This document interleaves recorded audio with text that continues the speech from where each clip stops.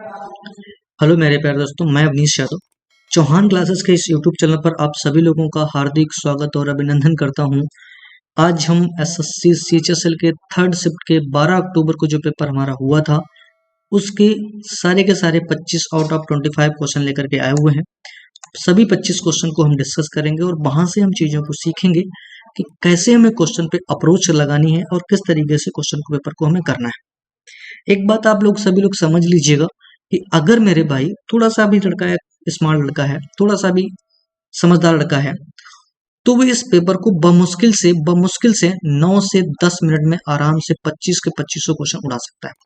लेकिन अगर कोई स्मार्ट लड़का है तो इस पेपर को बमुश्किल से 6 से या 8 मिनट के भीतर क्वेश्चन को उड़ा सकता है, 6 से 7 मिनट के। समझ रहे ना? तो यहाँ से हम चीजों के अप्रोचेस के बारे में सीखेंगे और किस तरीके से क्वेश्चन हमें करना है उनके बारे में सीखने वाले हैं। तो आइए स्टार्ट करते हैं, पहले क्वेश्चन की तरफ बढ़ते हैं और क्वेश्चन क्या कह रहा है उसको पहले एक बार पढ़िएगा।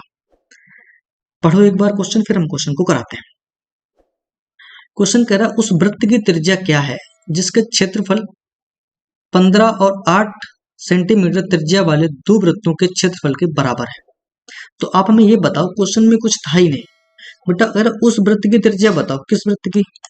उस वृत्त की त्रिज्या बताओ बेटा हमें, जो कह रहा है 15 सेंटीमीटर 8 सेंटीमीटर वाले त्रिज्या के वृत्तों के क्षेत्रफल के योग के बराबर है।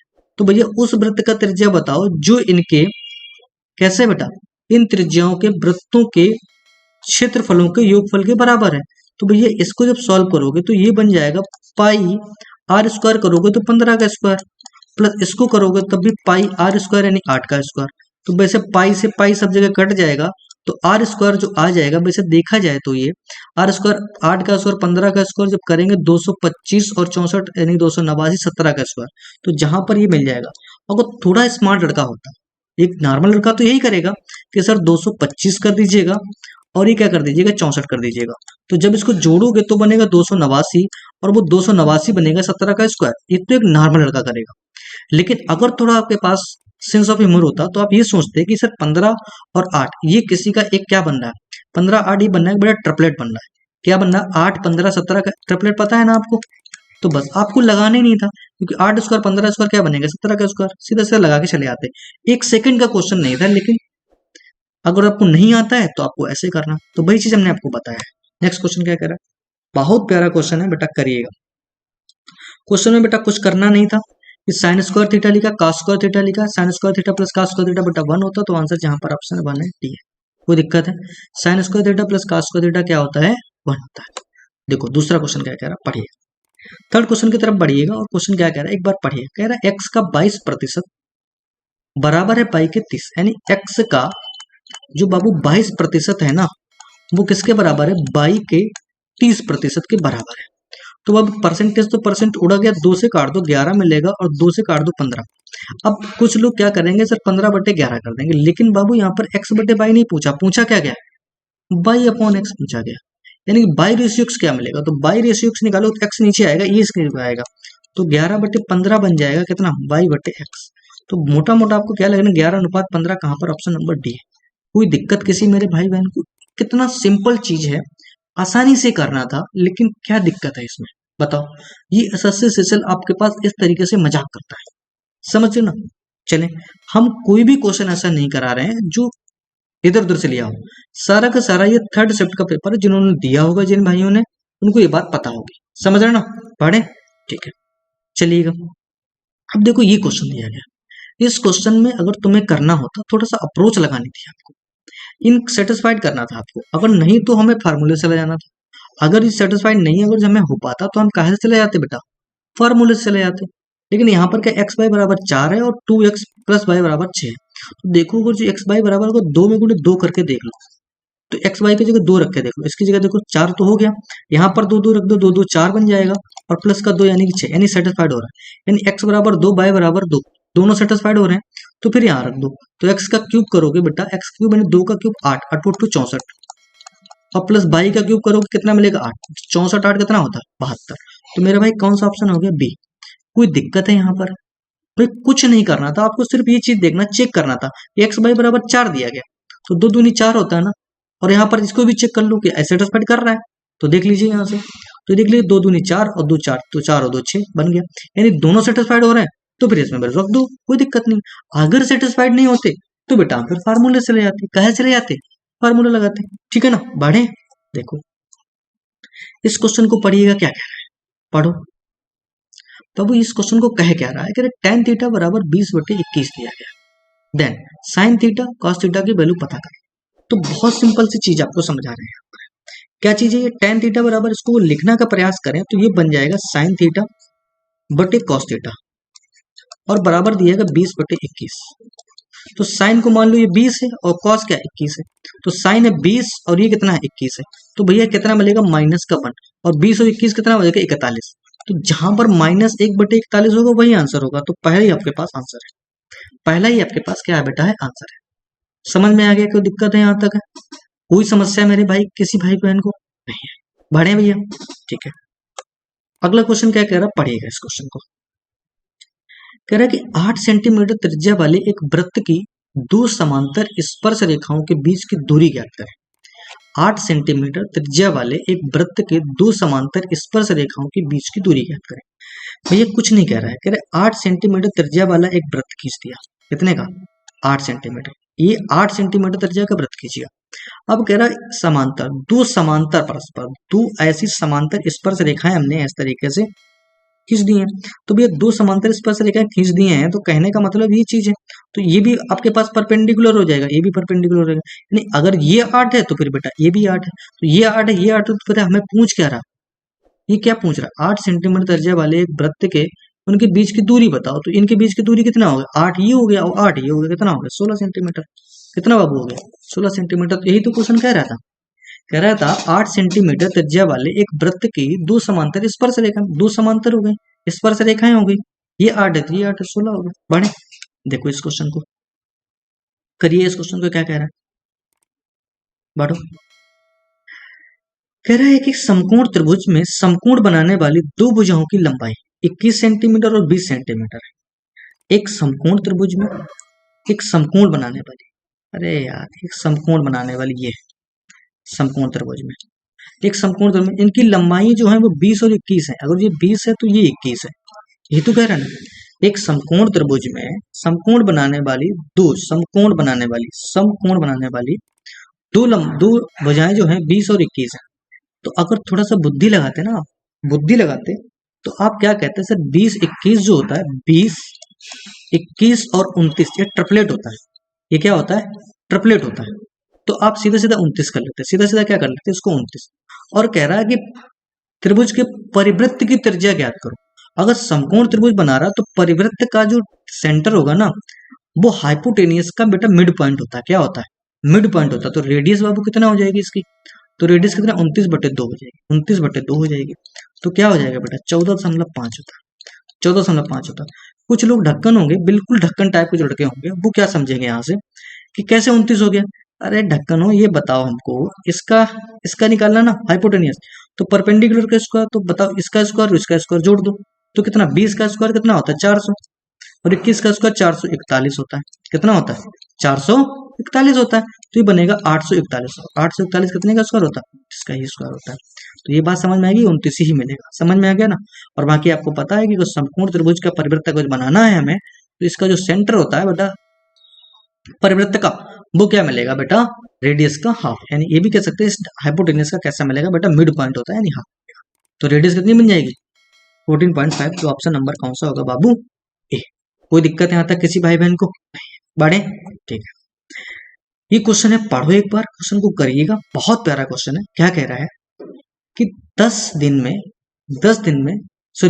दिन में 10 घंटे कार्य करते हुए श्याम किसी काम को 12 दिन में कर देता है। अब क्वेश्चन वो चाहिए नहीं, अगर 10 घंटे काम कर रहा है और 12 दिन में काम पूरा कर देता है, तो ये कह रहा है कि 8 दिन में अगर वही काम वो 8 दिन में करे तो 8 दिन में कार्य पूरा करने के लिए उसे 1 दिन में कितने घंटे काम करना होगा, कितने घंटे काम करना होगा, काट दो।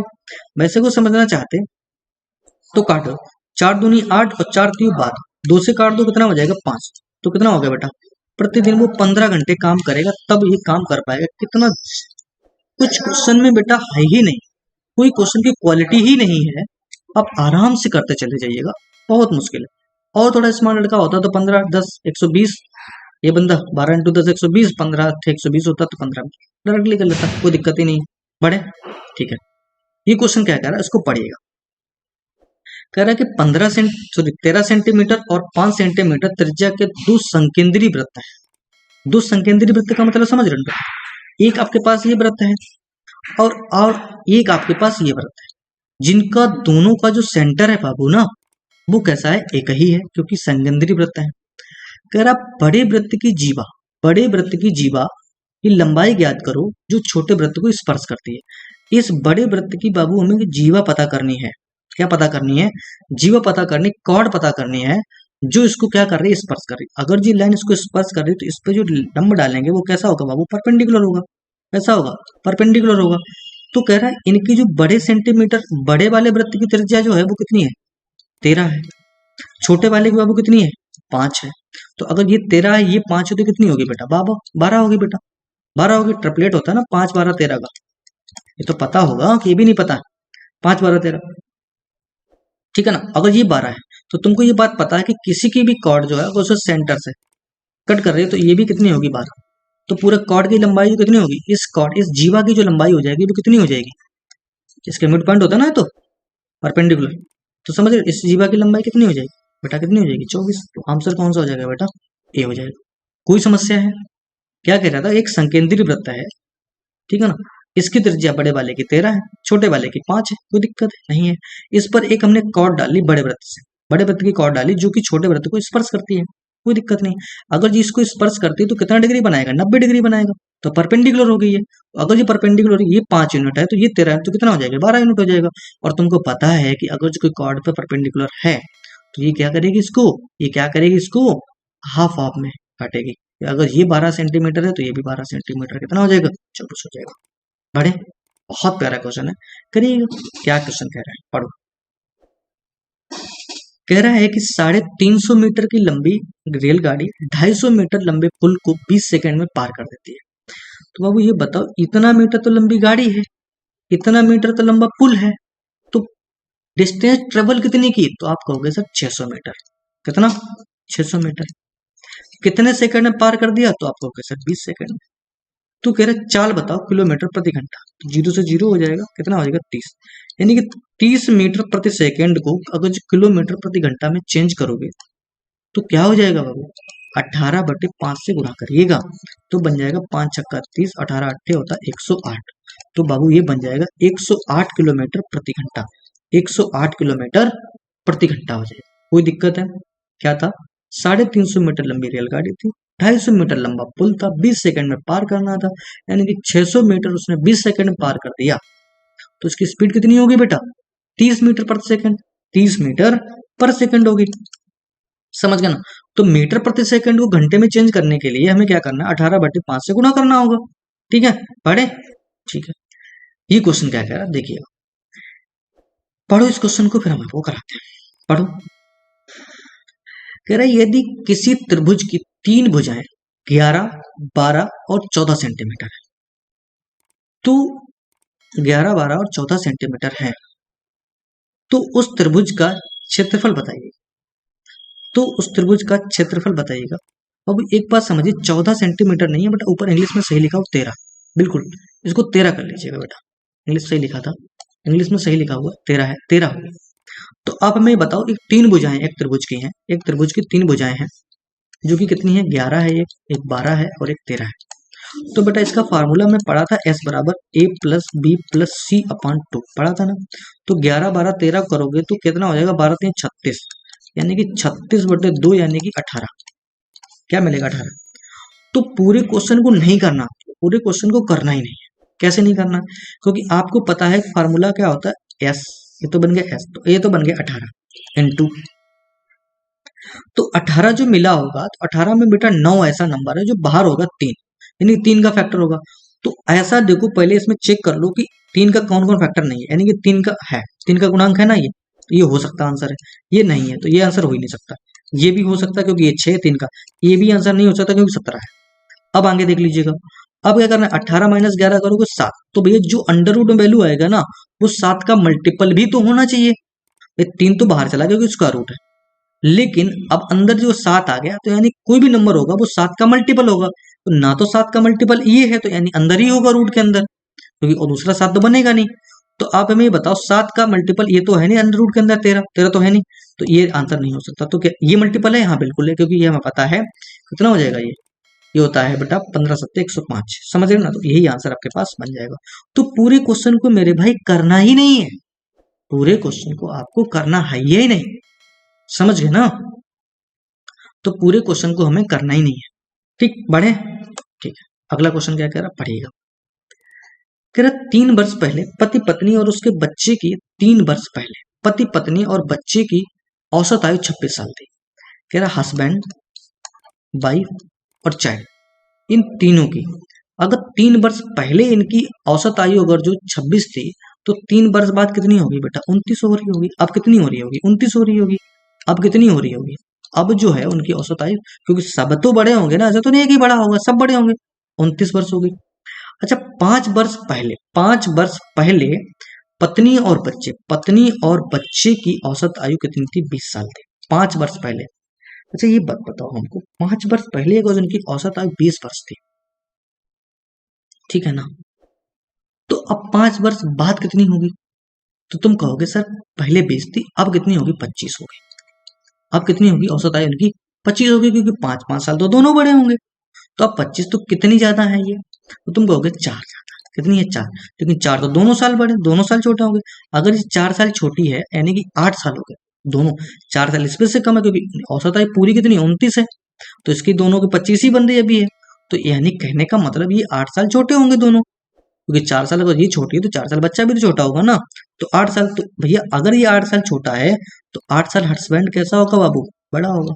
8 साल हस्बैंड कैसा होगा, बड़ा होगा। तो 8 साल हस्बैंड बड़ा होगा 29 में, और 29 में अगर 8 जोड़ोगे बाबू तो कितना मिलेगा, 37 वर्ष। तो इस वक्त हस्बैंड की वर्तमान आयु कितनी है, 37 वर्ष है। ऑप्शन नंबर बी बिल्कुल करेक्ट है, ऑप्शन नंबर बी जो है बिल्कुल करेक्ट है। कोई दिक्कत है यहाँ तक है, बढ़े, ठीक है।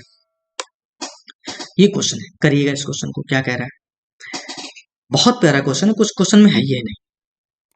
इस क्वेश्चन को थोड़ा बुद्धि लगाओगे ना तो अपने आप हो जाए। वैसे देखा जाए साइन थीटा बराबर 12/37 दिया गया, और टेन थीटा बराबर जो होता है वो भी साइन थीटा बटे कॉस थीटा। एक तो ये फंडा है आपके पास, क्या है कि 12 साइन थीटा तो साइन ऊपर रहेगा, 12 तो ऊपर 100% रहेगा। तो जहां जहां पर 12 या तो 12 ऊपर हो गया या तो 12 का कोई मल्टीपल होना चाहिए। तो आप देखिए 12 इसमें है, नहीं है ना, मल्टीपल है। 12 ऊपर है, हाँ है, इसमें है 12 नहीं है, इसमें 12 आएगा नहीं आएगा, तो यही आंसर आपके पास हो जाएगा। चलो आप कहोगे सर ये तो बड़ी जल्दी बता दिया, कोई बात नहीं। अगर समझना भी चाहो तो सिर्फ 37 12 15 ही आ रहा, तो यानी कि एक तो बात ये, और ट्रिपलेट आपको नहीं भी पता था तो वैसे ट्रिपलेट होता 12 35 और 37, ये बेटा एक ट्रिपलेट है। क्या है बेटा, एक ट्रिपलेट है। तो आप हमें ये बताओ, अगर ये कोई tan थीटा ये आपके पास दिया गया, ये हाइपोटेन्यूज 37 है और ये बेटा 35 है और ये बेटा 12 है, तो tan थीटा बराबर जो हो जाएगा, sin थीटा बराबर परपेंडिकुलर होता है बेटा, ये 12 है, ये 12 है, 12/35 है, ठीक है ना। तो tan थीटा बराबर तो परपेंडिकुलर अपॉन बेस, तो 12/35 ऐसे भी निकाल लेते तब भी 12/35 ही आता बेटा, कोई दिक्कत है नहीं, बढ़े, ठीक है। ये क्वेश्चन क्या कह रहा, पढ़िएगा इसको, बहुत प्यारा क्वेश्चन है, पढ़ लो एक बार इसे, एक बार इसे बाबू करिएगा, फिर हम आपको कराते हैं, ठीक है। चले, कह रहा है कि जब पूर्णांक n को 5 से विभाजित किया जाता है तो शेषफल 3 प्राप्त होता है। यदि कोई पूर्णांक n है, अगर बाबू उसको 5 से विभाजित करते हैं तो 3 शेषफल बचता है, लेकिन अगर जो 8 किससे 8n से विभाजित करते हैं तो 3 शेषफल, अब पहले n था तो 3 शेषफल आता था, अब 8n है तो 8 नहीं कितना 24, तो कितना 24। अब इसको अगर जो 5 से विभाजित करोगे तो क्या रिमाइंडर बचेगा, तो 5 को भी 4 रिमाइंडर बचेगा, तो यही आंसर है। बस क्वेश्चन में था ही नहीं कुछ भाई, क्वेश्चन को पढ़ना था, लगाना था। क्या कह रहा है कि एक पूर्णांक जो है वो कह रहा है n को 5 से विभाजित किया जाए तो शेषफल 3 देता, अब ये n की जगह हो कितना आ गया, 8n हो गया, तो अब जो देगा उसको रिमाइंडर सबका मल्टीप्लाई कर दिया, 8 24 और फिर उसी को 5 से विभाजित कर दिया, तो बाद में पता चल जाएगा कौन रिमाइंडर बच रहा, तो कौन बच रहा, 4 बच रहा, तो ये आंसर आपके पास हो जाएगा बी। कोई दिक्कत है, बढ़े, ठीक। ये क्वेश्चन कह रहा है एक सीलिंग फैन का अंकित मूल्य 3250 है। एक सीलिंग फैन का अंकित मूल्य बाबू 3250 है और दुकानदार इस पे 8% की छूट देता है, यानी कि दुकानदार इसको 92% पर बेचना चाहता है। तो सीलिंग फैन का विक्रय मूल्य ज्ञात करो। अब समझना यहाँ पर ये बेटा है, इतनी बात है, एक सीलिंग फैन है जिसका अंकित मूल्य इतना है, 8% छूट देता है, यानी कि 92 पर बेचना चाहता है। इतनी सी तो बात है। अगर मेरे भाई इस क्वेश्चन को आप करने बैठ जाओगे तो मेरे बाबू आप ये बताओ, इसको करने में इतना आसान है? नहीं है। इतना आसान है? नहीं है। तो आप इसको कर कह सकते हैं, इसका डिजिटल सम निकाल। क्या निकाल लो? इसका डिजिटल सम निकाल लो। तो जिसका डिजिटल सम इससे मैच कर जाएगा वही आंसर होगा। तो 9 से 9 खत्म हो गया, इसका डिजिटल सम 2 और इसको करोगे 5 और 3 8 और 2 10, इसका डिजिटल सम 1। तो 1 इंटू 2 यानी कि पूरे का डिजिटल सम बन गया बाबू 2। तो जिसका डिजिटल सम 2 होगा वही आंसर होगा। तो ये बनेगा 7 3 10, यानी डिजिटल सम इसका आ गया बाबू 1। तो यानी ये आंसर नहीं होगा। ये बनेगा 9 से 9 और 5 और 2 7, इसका डिजिटल सम बन गया 7, यानी ये भी आंसर नहीं होगा। इसको देखेंगे तो 7 और 2 9, इसका डिजिटल सम बन गया 3, यानी कि ये भी आंसर नहीं होगा। इसको 9 से 9 खत्म हो गया, इसका डिजिटल सम बन गया बाबू 2। तो यही आपके पास आंसर बनेगा। कोई दिक्कत है? अच्छा, जिनको डिजिटल सम नहीं आ रहा समझ लिया करो। ये दिएगा 3 और 2 5 और 3 8, सॉरी 3 और 2 5 और 2 5 10, और 10 का जो डिजिटल सम होता है इनका डिजिट का सम करो 1, और ये 9 से 9 यानी 9 का डिजिटल सम होता है 0। अब ऐसा समझ लो, और ये 2 बच गया। 1 इंटू 2 करेंगे तो 2 मिलेगा, जिसका डिजिटल सम बाबू 2 मिल गया वही आंसर आपके पास हो जाएगा। कोई दिक्कत है? हमें कैलकुलेशन नहीं कर, हमें कैलकुलेशन बेटा करनी ही नहीं। डिजिटल सम इसीलिए हमने आपको पढ़ाया है क्योंकि डिजिटल सम से आपको कैलकुलेशन बेटा करनी ही नहीं। देखिए इस क्वेश्चन को, क्या क्वेश्चन है पढ़िएगा। कोई व्यक्ति किसी बैंक में 8,000 रुपए जमा कराता है। यदि बैंक उसमें 8% का साधारण ब्याज भुगतान करती है तो 8 वर्ष के लिए मिश्र धन क्या, 8 वर्ष बाद मिश्र धन क्या होगा? तो बाबू जरा हमको ये बताओ, ये हमको बताओ कि 8,000 रुपए पर देना है, मिश्र धन पता करना है। तो बेटा ब्याज हमने बताया था RT% होता है। ब्याज क्या होता है? RT% होता है। क्या होता है? RT%। तो 8 टू 64 कितना हो गया? 64% तो बाबू ब्याज मिल जाएगा। मूलधन तो उसका 100% होगा ही होगा पहले से ही। तो यानी 164 यूनिट, 164% मिलेगा। कितना? 164। तो जिसका अब देखो 164 को भाग मल्टीप्लाई करना स्टार्ट कर दोगे 164%, ठीक है ना। अब डिवाइड करोगे, भाग करोगे, इतना आसान नहीं बनेगा, इतना आसान नहीं बनेगा। आप पूरे को पूरे डिजिटल सम से कर लो, या फिर नहीं करना है तो आप ऐसे भी करते हो, परसेंटेज हटाओगे 100 लगाओगे, तब भी 0 0, ये 0 से ये 0 खत्म हो गया, यानी एक 0 आना ही आना है 100%। तो एक 0 सिर्फ इसी में आ रहा और किसी में तो आ नहीं रहा, तो यानी ये आंसर हो नहीं सकता क्योंकि 0 आना चाहिए, ये आंसर हो नहीं सकता। इसमें 2 0, इसमें 1 0 है, तो कम से कम एक तो 0 आने वाला। तो 8 2 64, यानी कि 8 चौको 32, तो एक 0 सिर्फ इसी में आ रहा, तो यही आंसर आपके पास हो जाएगा, यानी ये भी आंसर नहीं होगा, 2 0 नहीं बनेगा। दूसरी बात अगर समझना था आपको तो डिजिटल सम चले जाते हैं। तो ये 6 4 10 और 1 11 का डिजिटल सम बनेगा 2 और इंटू 8, तो 8 दूनी बनेगा 16, 16 का डिजिटल सम बनेगा बेटा 7, 16 का डिजिटल सम बनेगा कितना बेटा 7। तो जिसका डिजिटल सम 7 होता वही आंसर होता। देखिए 6 और 2 8 और 1 9, इसका डिजिटल सम बनेगा 0, यानी यह नहीं हो सकता था। इसको देखेंगे आप तो देखेंगे 8 4 12 और 12 7 12 13 7 20, 20 का डिजिटल बनेगा बेटा 2, यानी ये भी आंसर नहीं होगा। इसका देखिएगा तो 3 और 1 4 और 4 और 2 6 और 1 7, यानी इसका 7 बना, यानी ये आंसर हो सकता है। इसका देखें 5 और 5 10 और 4 14 और 2 16 और 1 17 का डिजिटल बनेगा बाबू 8, तो यानी ये भी आंसर नहीं होगा। समझ गए ना।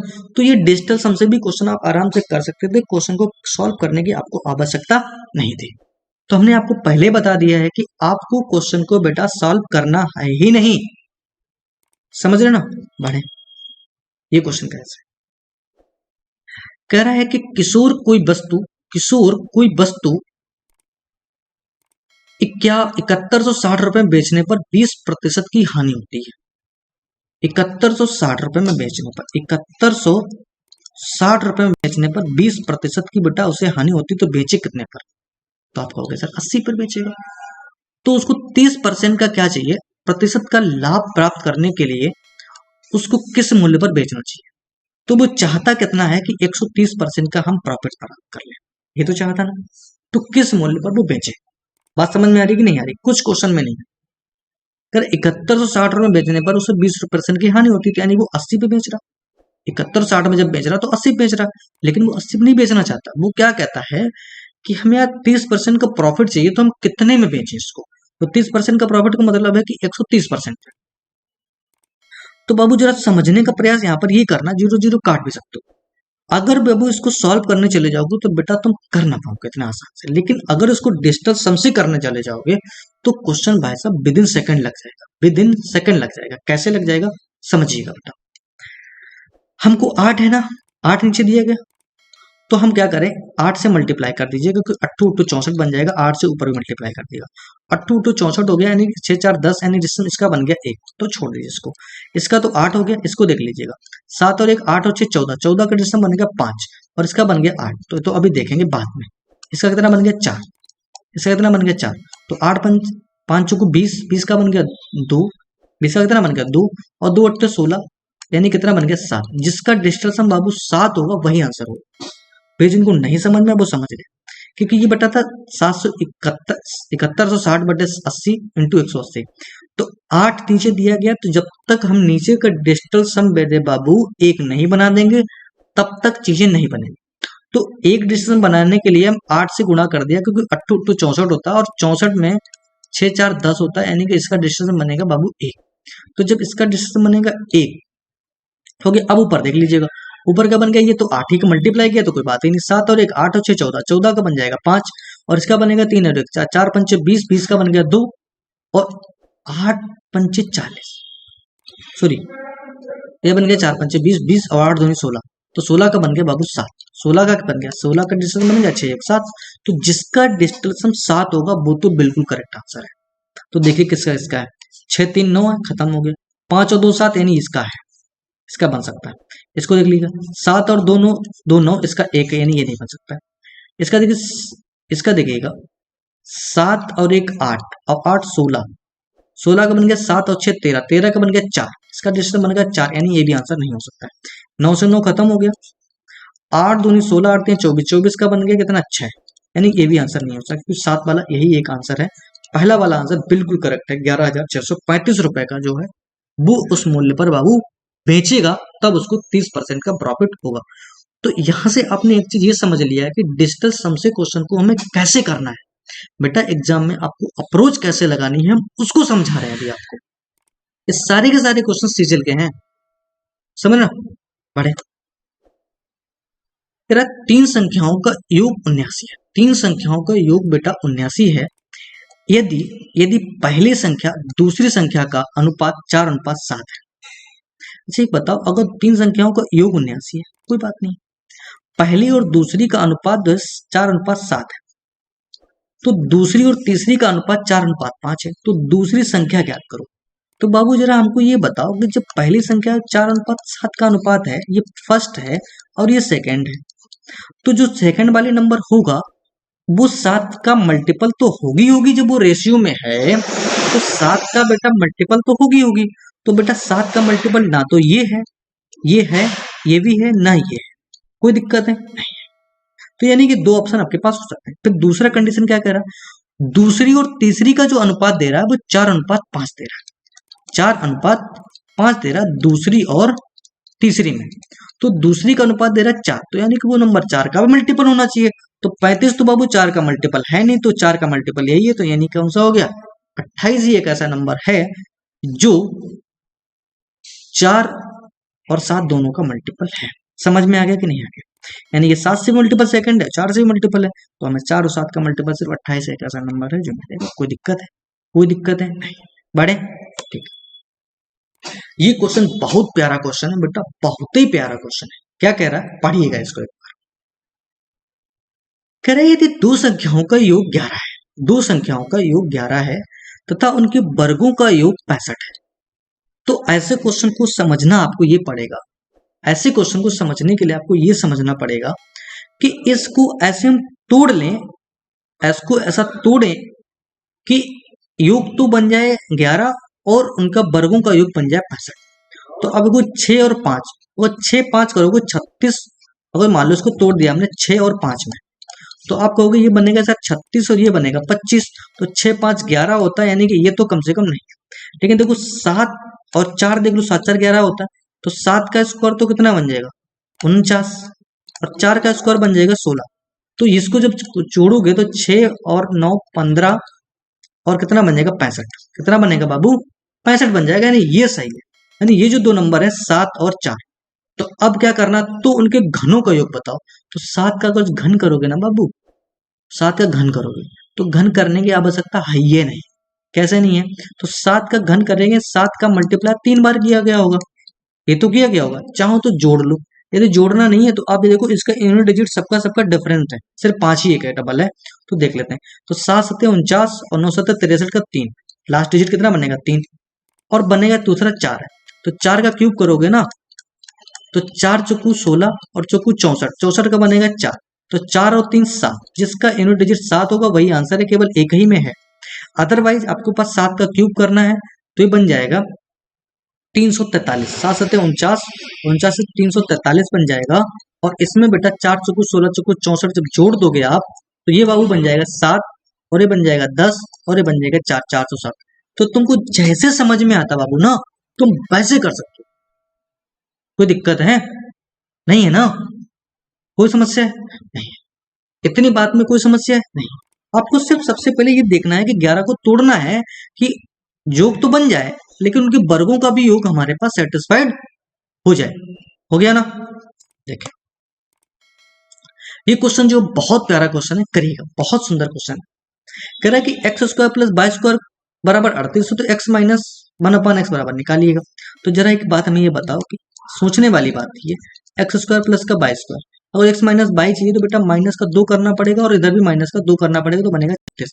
तो भाई 36 कितने का स्क्वायर होता है 6 का, तो आंसर कितना होगा यही होगा, क्योंकि यही तो एक्स माइनस 1/x का होल स्क्वायर बनेगा है, तो 6 बनेगा। कोई दिक्कत है, 36 का स्क्वायर रूट करोगे 6 ही मिलेगा, तो 6 आ जाएगा ना। कोई दिक्कत है, कोई दिक्कत है नहीं है। वैसे भी अगर मोटा बुद्धि लगाते हैं ना, तो सीधा इसमें 2 कम कर देते सीधा सीधा, तो कितना बनेगा 36 36 6 खत्म। देखो अगला क्वेश्चन बहुत प्यारा क्वेश्चन है, करिएगा इस क्वेश्चन को, बहुत प्यारा क्वेश्चन है, करो। देखो इसको पहले तोड़ना है आपको, ऐसे ब्रैकेट ब्रैकेट को खत्म कर देना। तो ये लिखा 0.9 लिखो, 0.9 लिख दो, माइनस कर दोगे तो 2.3 हो जाएगा, फिर प्लस हो जाएगा तो 3.2 हो जाएगा, फिर माइनस और माइनस फिर से क्या हो जाएगा बाबू प्लस हो जाएगा, और प्लस का 7.1 हो जाएगा, माइनस माइनस प्लस तो माइनस 5.4 हो जाएगा, और माइनस का 23.5 हो जाएगा। जोड़ो इसे, तो प्लस प्लस वाले पहले जोड़ लो, ये प्लस है ठीक है ना, और ये भी प्लस है। तो आप कहोगे क्या कि सर, कहोगे क्या इस क्वेश्चन में यार कुछ रॉन्ग सा लग रहा है, मिस्टेक है बेटा प्लस और माइनस में। एक मिनट, क्योंकि आंसर सब बन के आसपास आ रही है, 23 दिया रहा है माइनस का, एक मिनट हम इसको फिर से चेक कर लेते हैं। 0.9 है ठीक है, माइनस का 2.3 है ठीक है, माइनस माइनस प्लस का 2.3 है, माइनस माइनस हो गया फिर से प्लस हो गया, और ये जैसा है वैसे लिखा रहना चाहिए, माइनस का 23.5। अभी हम देख रहे हैं इसको, ऐसा नहीं दशमलव इधर हो सकता है। तो ये हो जाएगा, कितना हो जाएगा ये 8 और 8 और 3 11, ये बन जाएगा 11.2, और ये बन जाएगा माइनस का 2, बेटा ये 2 दशमलव होगा 3, इसको सही कर लो, 2.35 होगा, ये दशमलव यहाँ पर होगा, यहाँ पर नहीं है, यहाँ पर नहीं है, यहाँ पर है। तो देख लीजिए कितना हो जाएगा, अब जोड़ लीजिए इसको, तो कितना हो जाएगा ये, तब भी तो हाँ 2.3 और 5.4, तो कितना बन जाएगा 7 और 5 और 2 7, 7.7 में 2.35 को जोड़ दीजिएगा। शायद अभी भी कुछ ना कुछ इसमें रॉन्ग सा है बेटा, इसको सही कर लेना एक बार, हमें करेक्ट नहीं हुआ है। इस क्वेश्चन को दोबारा से बता देंगे आपको। वैसे इसका आंसर बाबू 0 आ रहा था, कितना आ रहा था 0 आ रहा था, कुछ दिक्कत कोई मिसिंग है तो हम इसको जरूर बता देंगे। माइनस प्लस का सिर्फ लोचा होगा और कुछ नहीं है, क्वेश्चन में कुछ था नहीं वैसे फिलहाल, ठीक है ना। तो यहीं तक अपनी वाणी को विराम करेंगे। तो आपने यहाँ पर देखा होगा, बहुत कम समय में चीजों को हमें सीखना है, क्वेश्चन में कैसे अप्रोचेस लगानी है उनको समझना है। तो इसी तरीके से मेरे भाई CHSL के जितने भी आपके पास पेपर कराए गए हैं उन सारे सेट्स को हम लेकर के आ रहे हैं, कोई परेशानी होने की आवश्यकता नहीं है। सिर्फ सेशन के साथ लगातार आपको जुड़ना है और इसको लगातार बिल्कुल फैला देना, गर्दा उड़ा देना। ठीक है ना। तो आज के लिए यहीं पर वाणी को विराम कर दे। Thank you.